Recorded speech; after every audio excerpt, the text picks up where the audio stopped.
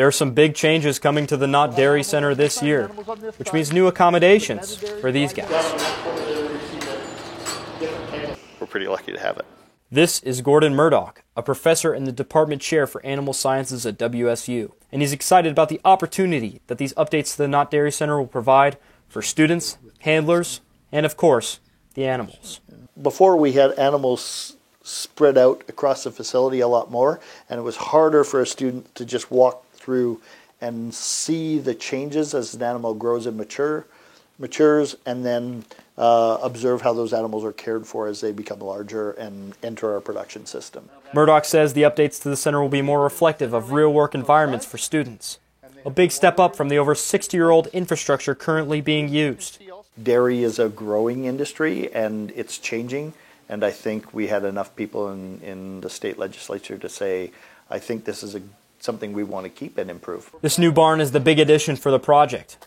Murdoch says they'll be able to house cows at every stage of life here, as well as allowing them to be fed and cleaned more efficiently. We have really good air quality in here, so great airflow. Now, why should the public care about these updates to the dairy farm? Well, they'll be happy to know that Ferdinand's ice cream and delicious Cougar Gold is directly sourced from the Knott Dairy Center. I'm outside of the Animal Sciences building, where Murdoch says that a better product is produced by a healthier and better cow, and he's got the results to show for it.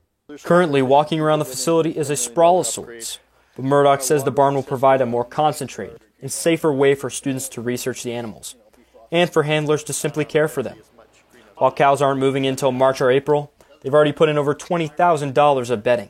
The next step, Murdoch says, but most of the defecation will happen here, and this is going to have an automatic manure scraper that is going to push all the manure to that center area where all the pylons are. So we're repurposing this to be a handling area where we can sort animals, we can treat animals if they need some health checks, we can trim their hooves. And while the snowy weather is reminding us right now how important a stable ground is, Murdoch says that the standard ground at the old facility would get very mucky. So all this concrete, it's all brand new.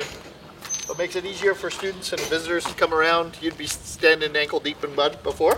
In the end, it can be quite expensive to run a dairy, which is why Murdoch says they have to meet the 3 missions of a land-grant institution: teaching, extension, and research.